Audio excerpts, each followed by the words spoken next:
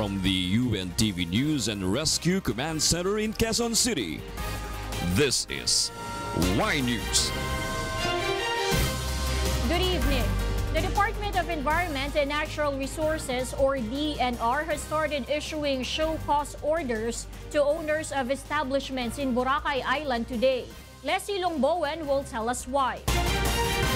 At past 9 in the morning, personnel of the Department of Environment and Natural Resources, or DENR, began to make rounds in the island of Boracay to issue show-cause orders to illegal occupants. The DENR first visited famous resorts in Boracay, which it says have no legal documents to operate in the tourist island destination. Shortly afterwards, they made rounds in residential areas. Occupants in the island, which is considered a protected area based on a survey conducted last year, could not show any land title or proof of ownership. The DENR gives the occupants 15 days to submit documents so they won't be kicked out of the area. After receipt of the notice, magsasubmit muna sila ng documents to prove na yung na legal yung pag-occupy nila ng area. A resident who received show-cause order from DENR argued they have been residing in the island for a long time now and that they have complete documents. Ito na ako pinanganak, kumpleto kami. Ayan Hindi ako papayag dahil dito na nga kami. Amin talaga ito, paglalaban namin ito. Pero willing... Kung anong namin, susunod kami. Kung anong iano nila sa amin.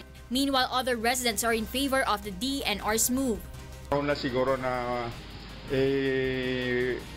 gawa ng paraan na para hindi darating doon sa malala na sitwasyon. Meanwhile, DENR Secretary Roy Simatu is expected to visit the island next week. As of 3 in the afternoon, the DENR has already issued show-cause orders to 60 establishments in Boracay. Leslie Longbowen, UNTV News and Rescue, Philippines. Shellfish from several coastal areas of the country tested positive of paralytic shellfish poison or red tide. These are in Irong-Irong Bay in western Samar, coastal waters of Leyte and Carigara Bay in Leyte, Lianga Bay in Surigao del Sur, Honda Bay, Puerto Princesa City in Palawan, and the coastal waters of Milagros in Masbate. The Bureau of Fisheries and Aquatic Resources, or BFAR, prohibits the consumption of shellfish and alamang gathered from the said coastal areas. Fish, shrimps, squids, and crabs are safe for human consumption as long as they are thoroughly cleaned and their internal organs such as gills and intestines are removed before cooking. Meanwhile, the coastal waters of Mariveles, Limay, Orion, Pilar, Balanga, Orani, Abukay, and Samal are already declared red tide free. Vice Admiral Ronald Joseph Mercado clears the name of Special Assistant to the President Christopher Bong Go in the Frigate acquisition project of the Armed Forces of the Philippines. Rosalie Cos will tell us why. Vice Admiral Ronald Joseph Mercado has exonerated Special Assistant to the President Christopher Bong Go as well as President Rodrigo Duterte in the first frigate acquisition project of the Philippine Navy under the Armed Forces of the Philippines Modernization Program. The former Philippine Navy flag officer in command reiterates that SAP Bong Go did not talk to him or made any communication regarding the said frigate deal. Let me reiterate. Secretary Bong Go never approached me to inquire about the frigate acquisition project. Neither did he make any form of communication to influence my decision-making as the end user and flag officer command of the Philippine Navy. Mercado has also denied disobeying the military leadership and refuted the reports that he was the one who recommended the company Thales Tacticos for the procurement of the combat management system to be installed in the two frigates. I have never disobeyed any lawful order of my superior. As regards the issue of insisting on Thales Tacticos as the combat management system of the Philippine Navy frigate, I vehemently deny this allegation. Mercado was relieved from his post months before his scheduled retirement because of his alleged insubordination. SAP Go, on the other hand, says he was maligned by reports that he intervened in the Frigate deal, particularly the acquisition of the combat management system to destroy the Duterte administration. The reports indicated that he endorsed to the Department of National Defense the South Korean firm Hanwha Systems, while the Philippine Navy preferred Thales Tacticos. Go adds that these controversies have already caused too much delay in the frigate acquisition project. He also did not let the opportunity pass without criticizing the two media outlets whom he said are writing fake news to cause the downfall of the Duterte administration. Alam nyo, ang nangyari, you are undermining the duly constituted authorities. President Duterte is mandated by the people. Nagsalita na ang taong bayan, nagmamadali po masyado kayo. 2022, uwi na po kami ng Davao. Meanwhile, Senator Ping Lacson questioned Defense Secretary Delfin Lorenzana as to why he still wants to proceed with a contract with Hyundai Heavy Industries or HHI after the South Korean Supreme Court banned it from participating in any state-led bidding. Secretary Lorenzana reasoned that he did not know that HHI have pending cases when he signed the notice of award for the frigate acquisition project, as the procurement process was almost finished during the last administration. So there was no due diligence, because if you had due diligence, if you did due diligence, may heads up, may ano to, di ba? May alarm ito. We just there's a function of regularity in the process there, because we're just continuing what the previous BAC has done, and they've been doing it for the past 2 years. However, the Secretary is still decided to implement the project, though it is already 3 months delayed. The frigates are seen to strengthen the capacity of the AFP in monitoring and ensuring security within the Philippine territory. Because it's a perfected contract, and we sign a contract with them, and we expect that the frigate will be delivered on time by sometime 2020. Rosa Licoz, UNTV News and Rescue, Pasay City.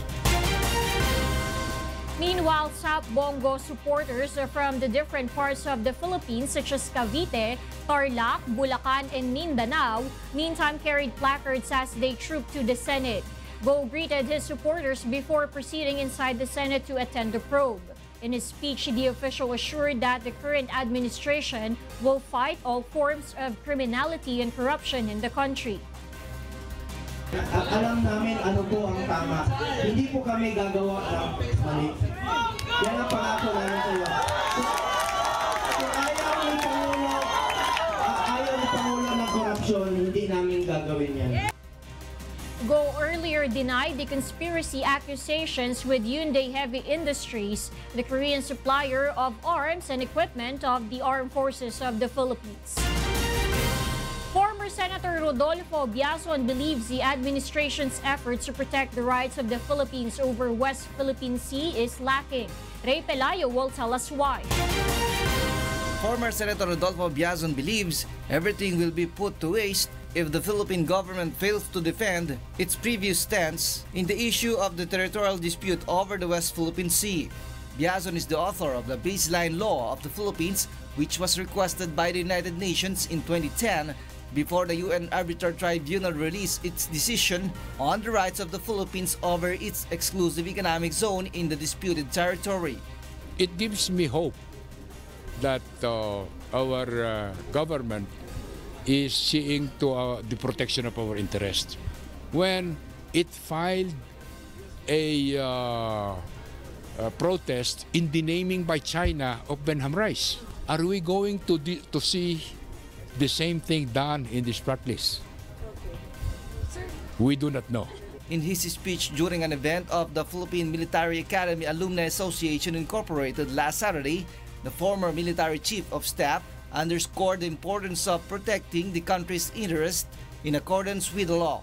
Biazon notes the efforts of the administration in establishing good ties with China and other claimant countries should not compromise the welfare of the Philippines. Pursuing that interest through the international courts in accordance with international law, to me is the most that available option. Hindi po pwede na hindi tayo kikibo. Department of Foreign Affairs Secretary Alan Peter Cayetano previously revealed that the Philippines will appeal to the International Hydrographic Organization the names given by China to 5 undersea features of the Benham Rise since the country does not recognize Beijing's move. Ray Pelayo, UNTV News and Rescue, Philippines. One of the United States Navy's premier aircraft carriers, the USS Carl Vinson, has resumed military exercises in the South China Sea. Here's why from Jun Soriao. The United States vows to continue its routine patrol operations in the disputed area in South China Sea following the USS Carl Vinson's recent 4-day port visit in Manila. The deployment comes less than a week after China recently sent Su-35 fighter jets for a joint combat patrol mission in the Tinderbox area. The Su-35 fighter jets participating in such training are expected to enhance the Air Force's combat capability under long-distance or high-sea conditions, according to China's People's Liberation Army. Lieutenant Commander Tim Hawkins, Public Affairs Officer of the USS Carl Vinson, says China's military presence cannot restrain the U.S. in patrolling in the disputed waters, which they have been doing for more than 70 years now. We have been operating routinely to do a few things. Not only work with our partners and allies, but also promote regional security and stability, and reassert our belief that all should operate in accordance with international law in order to keep the seas free and commerce moving freely. Hawkins adds that the USS Carl Vinson has not done freedom of navigation operation in South China Sea prior to its Manila visit. An aircraft carrier or any other ship operating in any water space doesn't necessarily equate to freedom of navigation operation. That's a very specific mission. Malacanang on Friday welcomed the presence of the Nimitz-class supercarriers of an old ally, the U.S., and emphasized the importance of maintaining renewed friendship such as China. Talaga naman pong itong kalayaan ng paglalayag ay kalayaan ng lahat, pati po ng mga warships. So hanggang doon lang po tayo. Lahat naman po ay kaibigan ng Pilipinas, wala po tayong kalaban. Military presence of both superpower nations in the hot contested area started to gradient, but Malacanang's just hoping that there will be no untoward incident on the occasion of the visit of the USS Carl Vinson. Jun Soriao, UNTV News and Rescue, Manila. The operations of the Metro Rail Transit or MRT3 suffered a number of delays which irked thousands of passengers. Here's why from Joan Nano. The operations of the MRT3 were disrupted for more than an hour today due to power supply failure. Based on an advisory of MRT management, the cause of the power supply failure were the intertwined wires discovered between the North Avenue and Kamuning stations. It affected the supply of the electricity needed to run the trains. Train authorities believe the wires were intertwined due to the power capacity expansion project conducted by MRT's power supply contractor Asia Phil last night. At 6 in the morning, the electricity supply in MRT returned to normal and 7 trains began to run an hour after. Based on its original schedule, MRT begins operations at 5:30 in the morning. However, another power supply failure stalled MRT operations at 2 in the afternoon earlier. They keep saying, sorry, pasensya. We waited for more than 20 minutes para lang sabihin sa amin na sorry, walang kuryente. Tapos we waited another 15 minutes para palitan yung aming mga card. Tapos, eto ngayon, nagkakagulo dito dahil hindi kami lahat makasakay. Kanina pa ako rito, 1 hour na hindi pa rin naayos. So, palagi na lang ganito nangyayari dito. Galing pa ako ng Malinta, Makati ang papasukan. Palaging late. Baka malapit na ako matanggal sa trabaho. The UNTV News team tried to get the side of the MRT management, but it refused to grant a request. MRT operations returned to normal at past 3 in the afternoon. Joan Nano, UNTV News and Rescue, Quezon City. A former grand finalist has been hailed as the weekly winner in the A Song of Praise or ASOP Music Festival last night. For composer Oliver Narag, ASOP helped him a lot in his musical career. Roby de Guzman will tell us why.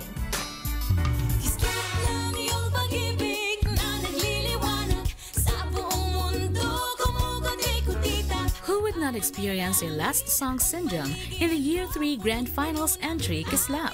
After several years, the tandem Oliver Narag and interpreter Jessamay Gabon returned to the competition. Their song entry, Huwag Kang Bibitiw, was hailed as a third weekly winner this February. According to Oliver, his journey in ASOP helped him a lot. He used the money he won from the competition to build a music studio. Aside from this, Oliver learned a lot from ASOP judges, which he applied to his new compositions.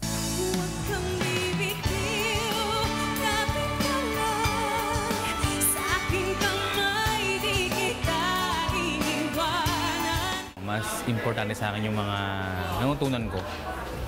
Kung mapapansin nyo kapag sila yung mga judge yung mga nagkasalita, pinapakinggan ko talaga. Tapos tinatanong ko sa isip ko. Para sa mga next na mga song na gagawin ko, magagamit ko sila. Because of this, Oliver was able to garner positive comments from ASOP judges. Masasabi ko sa kanta mo, great melody.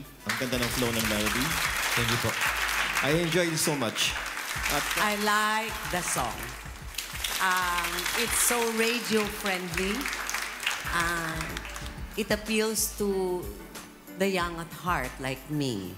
Melodically, napakalakas ng recall. Ang tanong, bakit?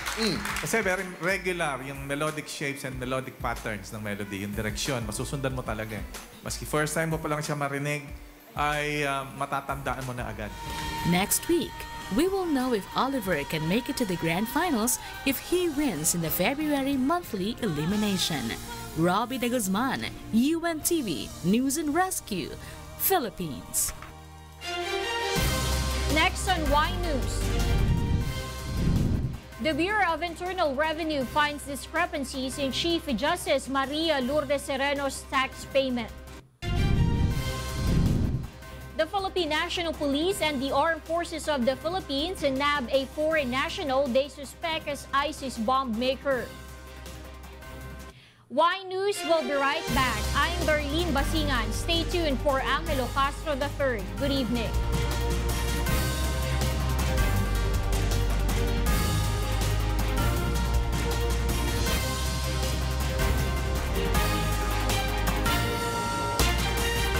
On Y News tonight, a former Navy officer clears Special Assistant to the President Bong Go in the controversial frigate acquisition deal. The Department of Environment and Natural Resources orders establishment owners in Boracay Island to show legal proof of occupancy. Apollo Kibuloy's follower Felina Salinas likely to face 5 years in jail over cash smuggling. Good evening. Vice Admiral Ronald Joseph Mercado clears the name of Special Assistant to the President Christopher Bong Go in the frigate acquisition project of the Armed Forces of the Philippines. Rosalie Cos will tell us why.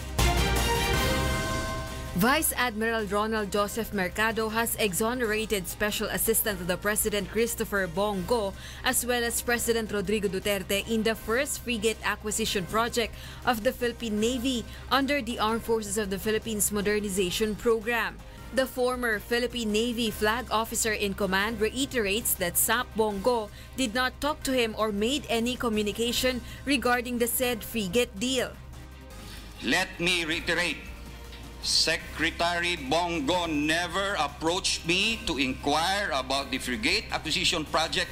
Neither did he make any form of communication to influence my decision-making as the end user and flag officer command of the Philippine Navy. Mercado has also denied disobeying the military leadership and refuted the reports that he was the one who recommended the company Thales Tacticos for the procurement of the combat management system to be installed in the two frigates. I have never disobeyed any lawful order of my superior. As regards the issue of insisting on Thales Tacticos as the combat management system of the Philippine Navy frigate, I vehemently deny this allegation. Mercado was relieved from his post months before his scheduled retirement because of his alleged insubordination. SAP Go, on the other hand, says he was maligned by reports that he intervened in the frigate deal, particularly the acquisition of the combat management system, to destroy the Duterte administration. The reports indicated that he endorsed to the Department of National Defense the South Korean firm Hanwha Systems, while the Philippine Navy preferred Thales Tacticos. Go adds that these controversies have already caused too much delay in the frigate acquisition project. He also did not let the opportunity pass without criticizing the two media outlets whom he said are writing fake news to cause the downfall of the Duterte administration. Alam nyo, ang nangyari, you are undermining the duly constituted authorities. President Duterte is mandated by the people. Nagsalita na ang taong bayan, nagmamadali po masyado kayo. 2022, uwi na po kami ng Davao. Meanwhile, Senator Ping Lacson questioned Defense Secretary Delfin Lorenzana as to why he still wants to proceed with a contract with Hyundai Heavy Industries or HHI after the South Korean Supreme Court banned it from participating in any state-led bidding. Secretary Lorenzana reasoned that he did not know that HHI have pending cases when he signed the notice of award for the frigate acquisition project, as the procurement process was almost finished during the last administration. So there was no due diligence, because if you had due diligence, if you did due diligence, may heads up, may ano to, di ba? May alarm ito. We just there's a function of regularity in the process there, because we're just continuing what the previous BAC has done, and they've been doing it for the past 2 years. However, the Secretary still decided to implement the project, though it is already 3 months delayed. The frigates are seen to strengthen the capacity of the AFP in monitoring and ensuring security within the Philippine territory. Because it's a perfected contract, and we sign a contract with them, and we expect that the frigate will be delivered on time by sometime 2020. Rosa Licoz, UNTV News and Rescue, Pasay City. The Department of Environment and Natural Resources, or DENR, has started making rounds in the island of Boracay to issue show cause orders to illegal occupants. The DENR first visited famous resorts in Boracay and found out that some do not have legal documents to operate. Shortly afterwards, they made rounds in residential areas where some occupants could not show any land title or proof of ownership. The DENR gives the occupants 15 days to submit documents so they won't be kicked out of the area. After receipt of the notice, magsasubmit muna sila ng documents to prove nga yung na legal yung pag-occupy nila ng area. Kung anong namin, susunod kami. Kung anong i-ano nila sa amin. Panahon na siguro na gawa ng paraan na para hindi darating doon sa malala na sa. As of 3 in the afternoon, the DENR has issued show cause orders to 60 establishments in Boracay. The Bureau of Internal Revenue found irregularities in the tax payments of Chief Justice Maria Lourdes Sereno. The Tax Bureau, however, refused to give any details of the result of their investigation against the Chief Magistrate. Here's why from Grace Casin. The Bureau of Internal Revenue has found discrepancies in the Chief Justice Maria Lourdes Sereno's tax payment based on the investigation it recently conducted. But BIR Deputy Commissioner Arnel Gobalia has refused to divulge the content of their findings. He notes that under Section 270 of the Tax Code, they can only divulge tax investigation findings if there is an approval of the President, waiver from the respondent, an order from the Judicial Court or the Senate Impeachment Court during a trial. Deputy Commissioner Gumbalia says they already submitted a letter to the President asking for his approval to divulge their findings. The House Impeachment Committee has also subpoenaed the documents. We have observed some discrepancies, but as I qualify it, we have to determine and base it on other documents so that we can finally determine the discrepancies in the point of information, Mr. Chair. BIR adds their investigation may result in filing charges against the Chief Magistrate. If we can find a probable cause for fraud, then we can institute a criminal proceedings on that case. Sereno's camp, on the other hand, denies any discrepancy. Lahat po ng taxes na kailangang bayaran, binayaran po ni Chief Justice. Wala po silang makikitang tax evasion. Meanwhile, two Muntinlupa presiding judges and a court official denied that Sereno intruded in releasing warrant of arrest against former Department of Justice Secretary Leila de Lima. You have created the impression that somebody called you not to issue the warrant of arrest because of the delay warrant of arrest. That impression, Your Honor, is not correct. Because the first volume of the case is this high. So I have to read all of them. Personally, I did not receive any instruction from the Chief Justice to call any of the judges handling the cases against Senator de Lima. We are very independent of each other's cases. This prompted the committee to direct the complainant attorney Larry Gadon to submit further evidence that will prove his allegations. The committee is set to conduct one last hearing on February 27, in which they invited the psychiatrist who gave Sereno a failed marking. The committee will afterward vote on the issue. Once the committee gets the sufficient number of votes, it will be forwarded to the plenary. From the plenary, the complaint will be submitted to the Senate Impeachment Court for the start of the trial. Grace Casin, UNTV News and Rescue, House of Representatives. The Philippine National Police and the Armed Forces of the Philippines arrested a foreign national they suspect as a member of the Islamic State of Iraq and Syria, or ISIS. Leah Ilagan will tell us why.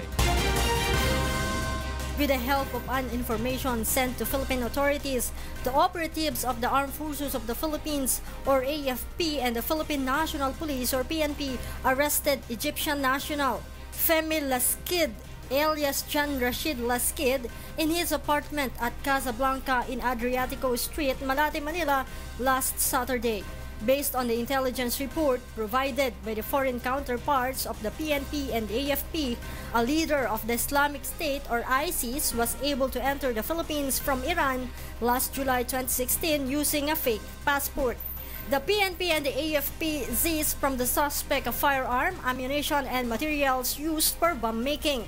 Meron siyang mga drawing, may mapang nakuha sa kanya. It's really unidentifiable as of this time dahil hindi alam yung lugar. Mapa-mapa lang, probably it's a general area. Maybe I was in ISIS before, but if I have these things, of course I will say. It's no problem for me. Authorities also arrested the partner of Laskid, identified as Annabel Saripada, a resident of UP, Maguindanao. According to NCRPO Chief Police Director Oscar Albayalde, ISIS members went to countries experiencing turmoil to recruit new members. Yung mga conflicting parties, pwede niyang i-recruit pareho. Ganun ang ginagawa niya. Gaya sa Mindanao, no, it's a conflict area. So madaling mag-recruit doon. Philippine authorities are still determining if Laskid had recruited new members of the ISIS terrorist group. Leah Ilagan, UNTV, News and Rescue, Camp Crame. The provincial government of Albay is confident that a flourishing tourism awaits as soon as the alert level in Mayon is decreased. Monokson tells us why.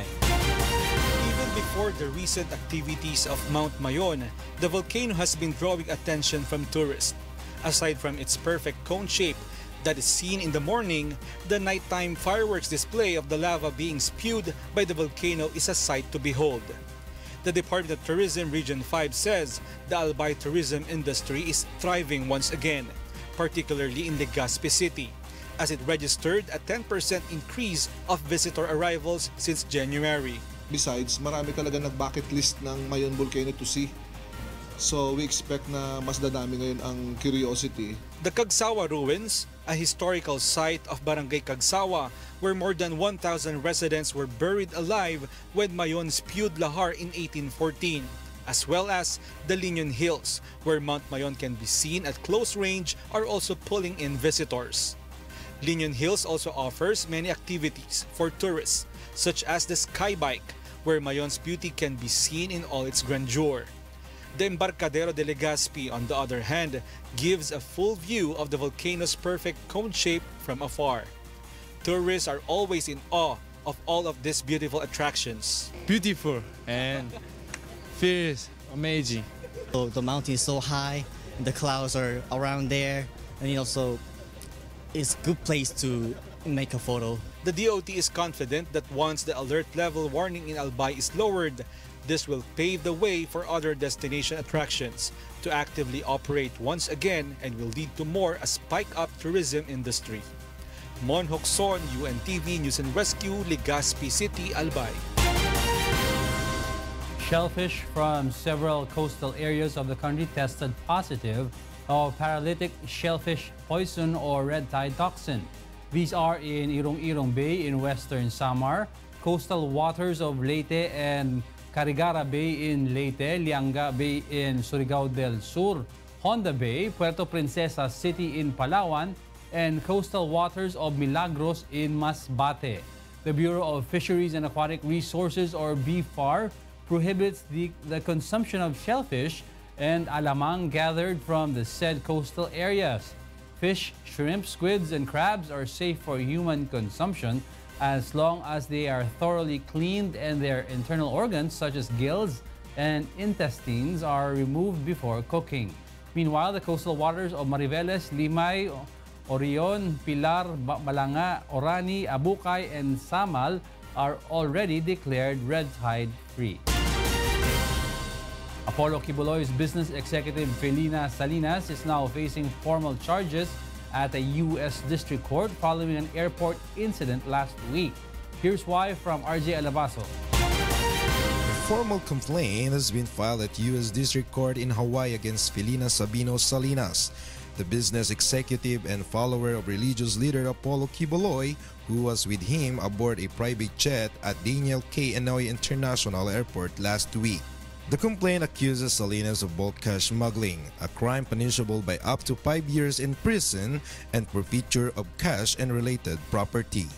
According to the copy of the complaint released by the U.S. District Court, the U.S. Department of Homeland Security says Salinas handed Customs and Border Protection officers inspecting the aircraft on Tuesday a currency report form on which Salinas declared she was carrying 40,000 U.S. currency and 1,000 Philippine pesos. Federal law required travelers to declare currency over 10,000 U.S. dollars. When the officer opened a black carry-on bag, which Salinas admitted as hers, they found stacks of 100 U.S. dollars bill in bundled of black socks. Homeland Security investigations say that when the officer opened Salinas' carry-on bag, they discovered a total of 335,000 U.S. dollars contained in socks plus 9,000 Australian dollar bills. She appeared in court on Wednesday, saying her attorney is flying to Hawaii. U.S. Magistrate Judge Richard Puglisi ordered Salinas' release on $25,000 bond pending further prosecution. The court sets the preliminary hearing on Salinas case on February 27 at 10 in the morning Hawaii time. RJ Alabazo, UNTV News and Rescue, Hawaii, US of A. A Wishroll from Makati City owns the last slot in Wishcovery Grand Finals. Leslie Langbowen will tell us why. 4 Wishfuls went through an intense vocal showdown last Saturday for the final round of Wishcovery's Wildcard Edition. The 4 were carefully picked from the 16 returning Wishfuls after a month of sing-offs. Birit Queen from Laguna, Jenny May Mabini, impressed the reactors with Iduyan Mo.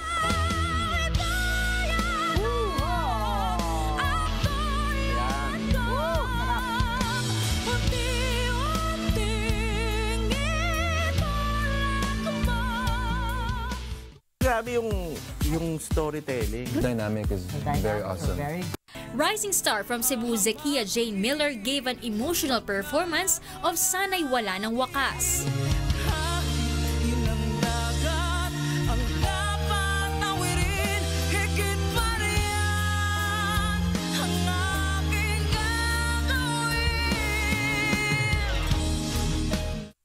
Ano masasabi? No doubt naman, she's good. It's a bit lang kasi parang at this point in sa labanan dapat medyo meron kang ibang ibibigay. The only guy in the group, Rizal's John Harvey Magos, gave his own flavor to Ngayon.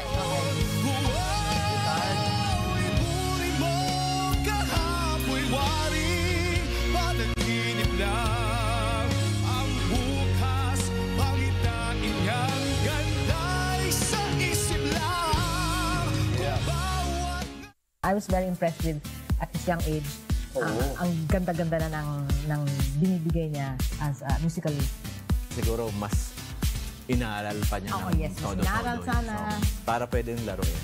Standing out in this round was Makati's very own Princess Sevillana.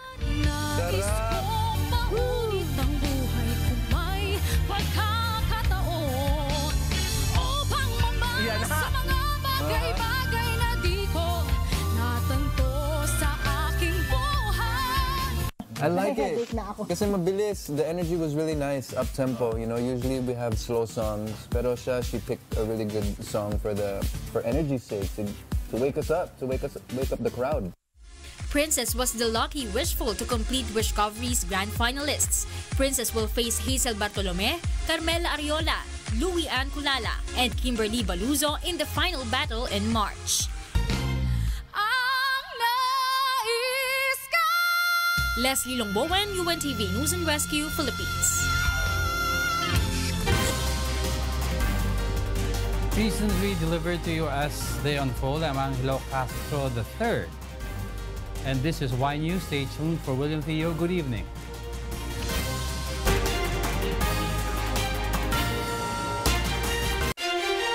Here are the headlines on Y News tonight.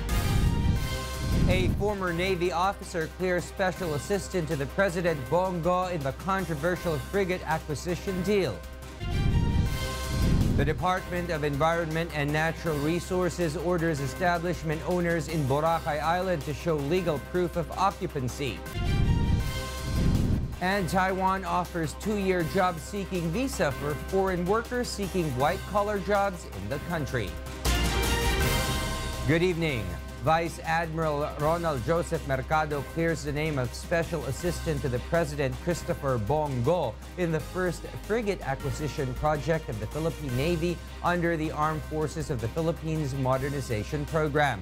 The former Philippine Navy flag officer in command reiterates that SAP Bong Go neither talked to him nor made any communication regarding the said frigate deal. Let me reiterate. Secretary Bong Go never approached me to inquire about the frigate acquisition project. Neither did he make any form of communication to influence my decision-making as the end user and flag officer command of the Philippine Navy. I have never disobeyed any lawful order of my superior. As regards the issue of insisting on Thales Tacticos as the combat management system of the Philippine Navy frigate, I vehemently deny this allegation. Mercado denies disobeying the military leadership and refutes reports that he was the one who recommended the company Thales Tacticos for the procurement of the combat management system to be installed in the 2 frigates. From his post months before his scheduled retirement because of his alleged insubordination. Meanwhile, shellfish from several coastal areas of the country tested positive of paralytic shellfish poison or red tide. These are in Irong Bay in western Samar, coastal waters of Leyte and Carigara Bay in Leyte, Lianga Bay in Surigao del Sur, Honda Bay, Puerto Princesa City in Palawan, and coastal waters of Milagros sa Masbate. The Bureau of Fisheries and Aquatic Resources, or BFAR, prohibits the consumption of shellfish and alamang gathered from the said coastal areas. Fish, shrimp, squid, and crabs are safe for human consumption as long as they are thoroughly cleaned and their internal organs, such as gills and intestines, are removed before cooking. Meanwhile, the coastal waters of Mariveles, Limay, Orayon, Pilar, Balanga, Orani, Abucay, and Samal are already declared red tide free. In other news, the consultative committee tasked to review the 1987 Constitution has officially convened today. Here's why from Roderick Mendoza. The 19-member consultative committee has formally started the review of the 1987 Constitution. In its first unbanked session today, 7 subcommittees were created for specific portions of the new Constitution. Foremost is the structure of the federal government and the creation of states, including the Bangsamoro. Another was tasked to study economic reforms and rights of the people. Retired Chief Justice Renato Puno, who chairs the committee, says they will take into consideration the needs of the Filipinos in drafting the new system. It should be distinctly Filipino because there is no one federal model that fits all. The subcommittees will meet starting tomorrow until April. Thereafter, the draft of the new constitution will be presented for consultation until June. The committee aims to approve it before the President's State of the Nation address in July. According to CJ Puno, the consultation will be opened even to those who are against the charter change. We should be able to hear the voices of the opposition, and we should be able to address their concerns. It is important that other views should be welcome because nobody has a monopoly of knowledge. There are still 6 vacancies in the consultative committee and Puno wants them filled as soon as possible. Puno sees no problem in the independence of the committee considering they were all appointed by President Rodrigo Duterte. The only thing he emphasized is the need to focus our attention to the problem in Mindanao as among the areas that should be given priority attention. But otherwise, he did not insinuate anything which he would like to be in this proposed constitution. As much as possible, the committee wants to open all their sessions to the public, but they have yet to finalize the rules for it. Roderick Mendoza, UNTV News and Rescue, Pasay City. A new group called the Chacharot, or Group Against Charter Change, is not convinced with the promises of those who push the charter change. They say the administration-backed federalism will remove the Article 13 of the 1987 Constitution, or the social justice and human rights that protects the general public. The group reiterates that any system will not be successful if political dynasty exists. The group plans to hold a nationwide educational campaign on the negative effects of the charter change. Pangunahin pa rin layunin na nagkakaisa tayo, isimulan ng discussion at dalhin natin sa taong bayan ang usapin tungkol sa charter change. Meanwhile, the Department of Environment and Natural Resources, or DENR, has started making rounds in the island of Boracay to issue show-cause orders to illegal occupants. The DENR first visited famous resorts in Boracay and found out that some do not have legal documents to operate. Shortly afterwards, they made rounds in residential areas where some occupants could not show any land title or proof of ownership. The DENR gives the occupants 15 days to submit documents so they won't be kicked out of the area. After receipt of the notice, magsasubmit muna sila ng documents to prove nga yung na legal yung pag-occupy nila ng area. Kung anong namin, susunod kami. Kung anong i-ano nila sa amin. Panahon na siguro na gawa ng paraan na para hindi drafting doon sa malala na sa. As of 3 in the afternoon, the DENR has issued show cause orders to 60 establishments in Boracay. A non-government organization warns overseas Filipino workers against fake job opportunities being offered in Russia. Jo Anano will tell us why. Hundreds of overseas Filipino workers or OFWs in the Middle East were able to return to the Philippines through amnesty programs. With this, many of them are now looking for new jobs and are planning to go abroad anew to look for new work opportunities. However, the non-government organization Blas F. Ople Policy Center warns against job opportunities being offered in Russia. According to the Policy Center's head, Ms. Susan Ople, no job opening is being offered in Russia as of now, particularly to domestic helpers. Based on the group's monitoring, the illegal recruitment scheme is now spreading among Filipino domestic helpers in Hong Kong. Those seeking to apply are asked to pay $10,000. Merong mga nagre-recruit. Ginagamit nila yung Facebook. Nagre-recruit sila for Russia and London. Sumisingil sila ng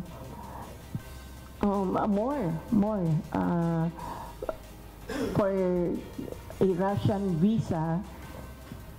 Tapos, para sa accommodations, pagdating doon, pero pagdating nila sa Russia, baon na sa utang yung worker.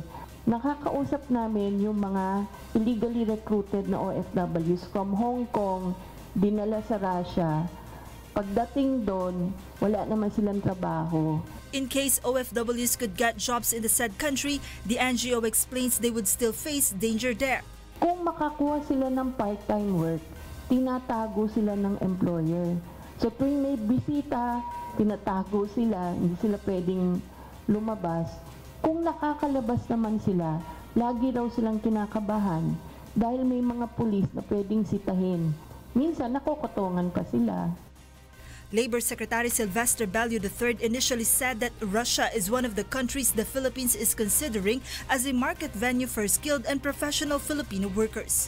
Joanano, UNTV News and Rescue, Quezon City. Applications are now open for a new type of visa for foreign nationals wishing to enter Taiwan to seek white-collar jobs. Here's why from Amiel Pascual. The Taiwan government has begun this month the implementation of a law aimed at attracting foreign professionals. In an announcement by the National Bureau of Consular Affairs or BOCO on Monday, a code of 2000 has been set for the first year of the job-seeking visa, which allows foreign nationals to remain in Taiwan for up to 6 months while looking for employment. Applicants with work experience will be required to provide documents showing their average monthly salary of at least 47,000 Taiwan dollars or 85,000 pesos per month in their most recent 6 months of employment, while those with no work experience should submit their diploma from one of those 500 schools recognized by Taiwan's Ministry of Education. All applicants must be able to prove that they have funds of at least 100,000 Taiwan dollars or 180,000 pesos to cover their basic living costs for 6 months in Taiwan. Other required supporting documents include a police record, a job-seeking plan, a proof of health insurance coverage for the duration of the applicant's stay in Taiwan. The new program will be an additional advantage for Filipinos after the Taiwan government allowed visa-free entry for 1 year. Magandang balita po yan para sa mga kababayan natin sa Pilipinas, lalo na po yun nga sa mga skilled workers. Mas madali po makakapag-apply, wala na po masyadong hassle. Matutuloy po yan ang pagbukas nila. Babala ko rin pong makapasok para po saan. Mas mataas yung rate ng sahod kaysa factory worker. The application fee for U.S. passport holders is around $160 and for citizens of all countries is $50. Additional information and application forms for the new job-seeking visas are available on the National Bureau of Consular Affairs website. Mel Pascual, UNTV News and Rescue, Taiwan. Senator Joel Villanueva takes pride of the Senate team's win yesterday's do-or-die game against the two-time champion AFP Cavaliers that gave them a ticket to the UNTV Cup season finals. The senator, known in the league for his long-range shots, is included in the roster of the Senate defenders. Special Assistant to the President Christopher Bong Go, on the other hand, is in the roster of the Malacanang PSC Kamao. Nabanggit ko yung better AFP kahapon ho, Mr. Chairman. Nanalo po ang Senate Defenders against AFP. Tayo po ang lalaban ng championship sa basketball ho. At kalaban ho natin yung Malacanang Kamao. Sana hindi maglaro si Secretary Bongo, ang Steph Curry ng Malacanang. Meanwhile, it's going to be a best-of-3 defenders Kamao battle at the finals of the League of Public Servants. Bernard Dadis will tell us why.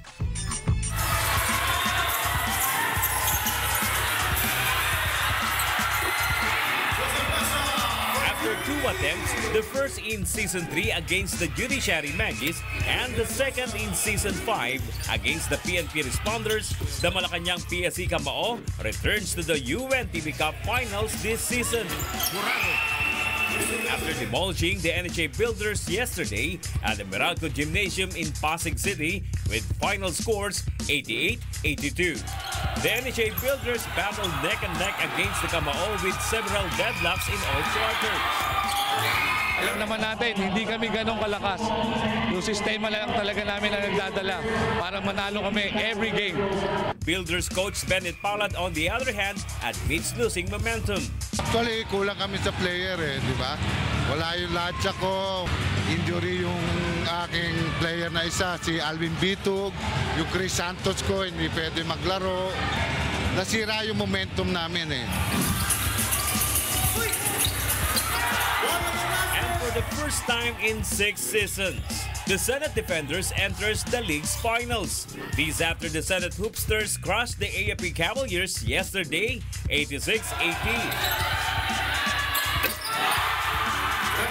Winless in Season 5, the Senators Villanueva and Angara-led defenders promise a big comeback in Season 6.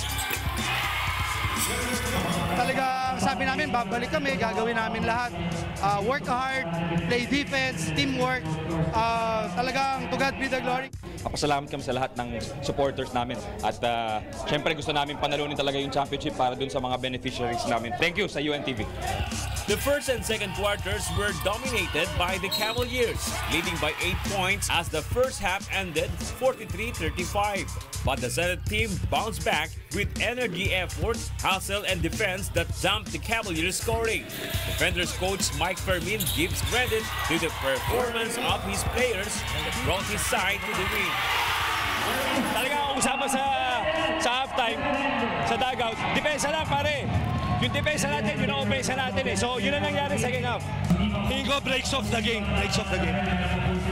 Nandun naman Kaya lang, bandang uli, bumigay, breaks off the game. The AFP still awaits another match, the battle for third place against the NHA Builders on March 4, 3 p.m. at the Pasig City Sports Center. Meanwhile, Game 1 of the best-of-3 final series awaits the Defenders and the Kamao at 4:30 p.m. Bernard Dadis, UNTV News and Rescue, Philippines. And those are the reasons behind the news February 19, 2018. I am William Theo, and because we need to know, we will always ask why. Thank you for watching Y News.